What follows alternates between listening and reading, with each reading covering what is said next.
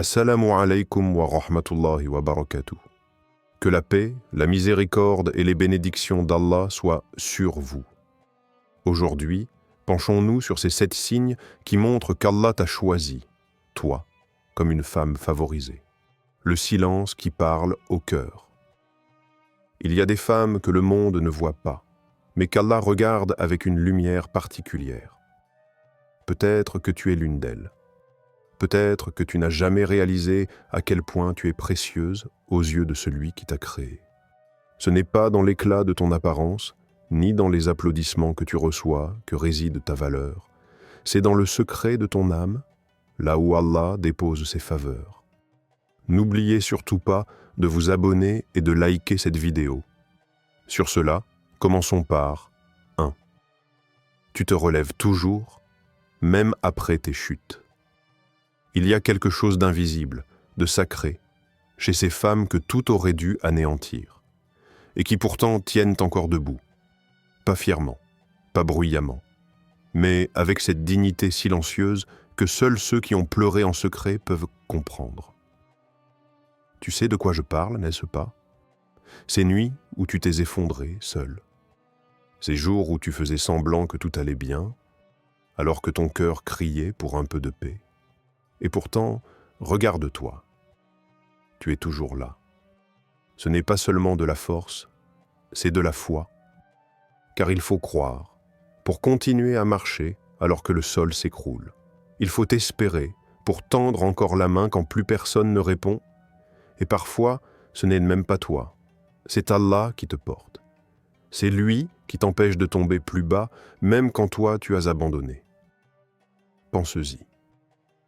Khadija, la mère des croyants, a été un pilier pour le prophète alors qu'il était seul, rejeté, perdu.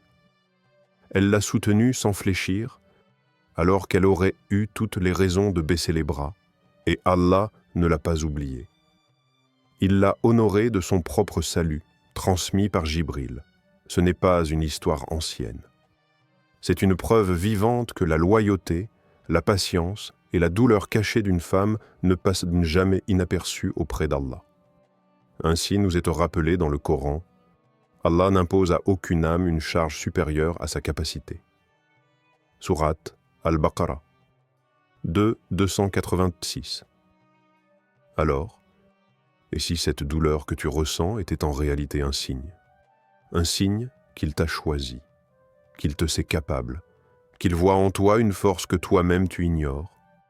Et si tu n'étais pas en train de tomber, mais simplement d'apprendre à voler? 2. Tu trouves la paix dans la prière.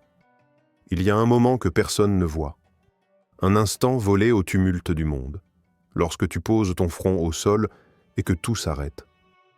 Le chaos autour de toi continue, mais ton cœur, lui, se tait, comme si chaque mot récité devenait un baume, comme si chaque prosternation t'arrachait un poids invisible. La douleur ne disparaît pas, mais elle devient plus légère. Tu n'es plus seul. Tu ne l'as jamais été.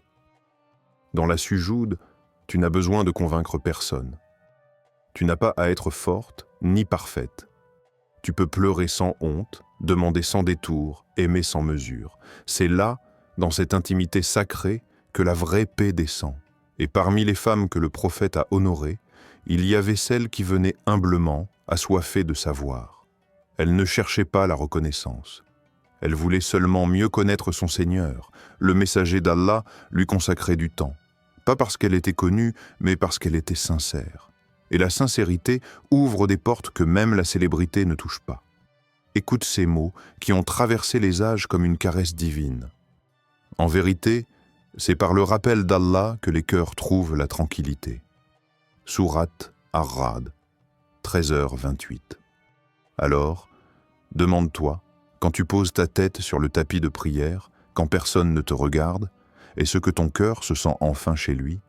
Et si la paix que tu recherches depuis si longtemps était déjà là chaque fois que tu dis « Allahu Akbar ». 3e. Allah te cache aux yeux du monde pour te préserver. Tu es peut-être celle qu'on ne regarde pas, celle qui passe sans qu'on s'arrête. Tu n'as pas de foule qui t'applaudit, pas de projecteur braqué sur toi. Et parfois, ce silence te pèse. Tu te demandes, est-ce que quelqu'un me voit vraiment? Mais as-tu déjà songé que ton effacement n'est pas un oubli, mais une protection? Il est des perles qu'on garde au fond des mers, des diamants qu'on enfouit dans les profondeurs, pour les préserver des mains imprudentes. Et si Allah t'avait caché, pour t'élever loin des regards corrompus, loin de ce monde qui expose tout et détruit ce qu'il expose? Pense à Mariam, alayha salam. Elle n'a pas été mise en lumière parmi les siens. Elle a été choisie par Allah dans la discrétion, purifiée dans la solitude, honorée dans l'ombre. Et c'est dans cet isolement sacré qu'elle a été approchée par l'Esprit d'Allah. Un miracle ne s'est pas annoncé sous les acclamations, mais dans le calme, le secret, la pudeur. Le Coran nous le murmure. Elle se retira de sa famille en un lieu éloigné. Alors nous lui envoyâmes notre esprit. Sourate Mariam, 19h17. Et toi qui vis peut-être cachée, discrète, oubliée des réseaux, des invitations, des célébrations. Et si ce retrait était voulu par ton Seigneur? Et si ce silence autour de toi était le manteau d'Allah sur ton âme pour que personne ne te vole, ne te brise, ne te déforme? Il faut parfois être absente du monde pour être entièrement présente avec Dieu. 4e. Tu verses tes larmes dans les nuits silencieuses. Il y a des larmes que personne ne voit. Celles qui tombent dans l'obscurité, quand le monde dort, quand même les murs semblent ne muer. Mais Allah, lui, il est là. Il t'écoute. Il te regarde. Chaque larme que tu verses dans la solitude, chaque soupir étouffé dans ton oreiller, chaque « Ya Rab » prononcé entre deux sanglots, rien de tout cela ne se perd. Ce sont des confidences célestes, des preuves d'amour, de foi, de confiance. Tu n'as pas pleuré parce que tu es faible. Tu as pleuré parce que ton cœur sait qu'il n'a d'abri que chez lui. Parce qu'au fond, tu sais qu'il n'y a que lui qui puisse comprendre ce que même toi, tu ne parviens pas à expliquer. L'imam Al-Hassan Al-Basri disait que les yeux qui pleurent par crainte d'Allah ne goûteront jamais au feu de l'enfer. C'est dire à quel point ces larmes-là sont sacrées. Non pas des signes de défaite, mais des bijoux que les anges recueillent. Et peut-être qu'un jour, au paradis, tu porteras autour du cou un collier tissé par ces gouttes que tu croyais insignifiantes. Le Coran parle de celles et ceux qui vivent ce moment secret. Ils s'arrachent à leur lit pour invoquer leur Seigneur avec crainte et espoir. Sourate As-Sajda, 32-16. Alors demande-toi, et si, à chaque fois que tu t'es réveillé en pleine nuit, c'était lui qui t'appelait doucement à revenir vers lui?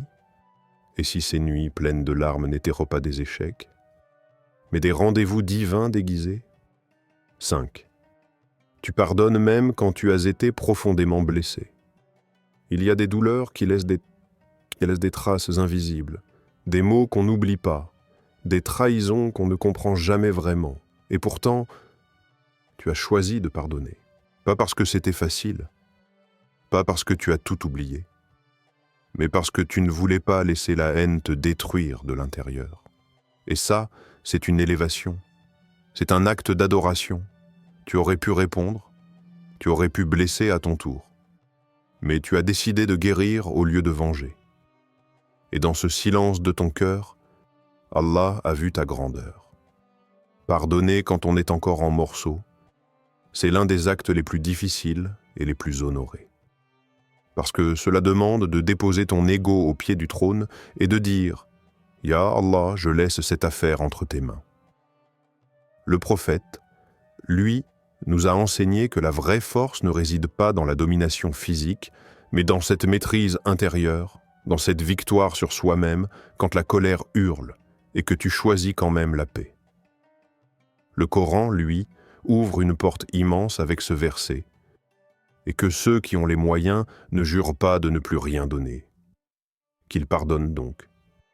N'aimeriez-vous pas qu'Allah vous pardonne? Sourate An-Nur, 24-22. Tu vois?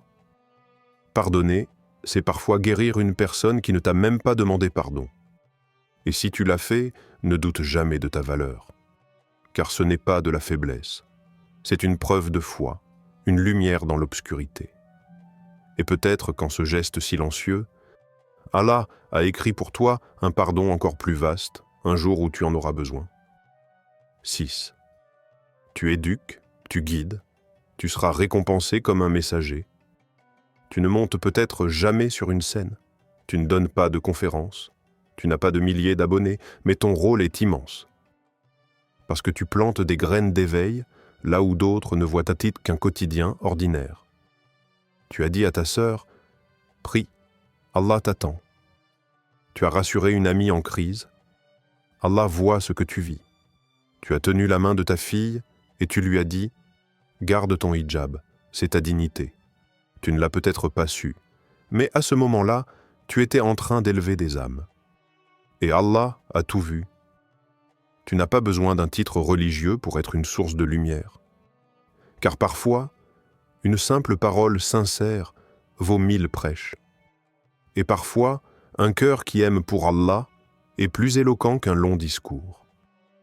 Le prophète a dit que celui qui guide vers une bonne action recevra la même récompense que celui qui l'accomplit, sans rien lui être retiré. Imagine. Chaque prière accomplie grâce à tes mots, chaque voile porté grâce à ton exemple, chaque larme qui revient vers Dieu grâce à ton écoute. Tout cela s'écrit dans ton livre des actes. Et même si personne ne t'applaudit ici-bas, ton nom est connu là-haut. Car Allah ne regarde pas la scène. Il regarde l'intention, le sacrifice, la transmission. Quiconque guide vers une bonne chose aura une récompense équivalente à celle de celui qui la pratique. Hadith. Muslim. Alors, pense-y. À chaque fois que tu élèves une autre âme, tu ne fais pas que lui montrer le chemin. Tu élargis ton propre paradis, une bonne action après l'autre, jusqu'à ce que les anges eux-mêmes s'émerveillent de ce que tu as semé. 7. Tu fais confiance au plan d'Allah. Même quand tu ne comprends pas, il y a des saisons de ta vie où rien n'a de sens. Des pertes que tu ne peux expliquer, des retards qui t'épuisent, des prières répétées, sans réponse apparente. Et malgré tout, tu continues, tu te lèves, tu invoques, tu pries, tu dis « Ya Allah, j'ai confiance en toi ». Même si ton cœur est brisé, même si ta logique crie que rien ne va. C'est là, précisément là, que réside ta grandeur. Dans cette soumission silencieuse, cette foi qui ne dépend pas de ce que tu vois, mais de qui tu sais être Allah. Asiya, l'épouse de Pharaon, vivait au cœur de l'oppression. Elle était entourée de cruauté, de douleur, d'un tyran. Et pourtant, son cœur n'était pas en Égypte. Il était tourné vers l'éternité. Elle leva les mains et dit « Seigneur, construis-moi auprès de toi une maison dans le paradis. » Sourate At-Tarim, 66, 11. Elle n'a pas demandé à fuir. Elle n'a pas réclamé vengeance. Elle a simplement demandé Allah lui-même. Et cela lui a suffi. Toi aussi, quand tu dis « Je ne comprends pas, mais je continue », tu es dans cette même lignée. Celle des femmes que le monde ne célèbre peut-être pas, mais que les cieux reconnaissent. Et si cette incompréhension que tu vis était justement la preuve que tu avances par la lumière de la foi et non celle de la vue, alors demande-toi, en toute sincérité, même quand tout semble flou, même quand tu es fatigué, est-ce que ton cœur continue de dire « Ya Allah, je te fais confiance » Car parfois, la plus grande des adorations, c'est de rester debout dans la nuit noire, sans voir l'aube mais en croyant qu'elle va venir. Si tu t'es reconnu dans ne serait-ce qu'un seul de ces signes, alors sache que ton âme est en chemin. Et ce chemin mène à la proximité du Très-Haut. Car Allah ne favorise pas celle qui est parfaite, mais celle qui, malgré ses blessures, continue de revenir à lui.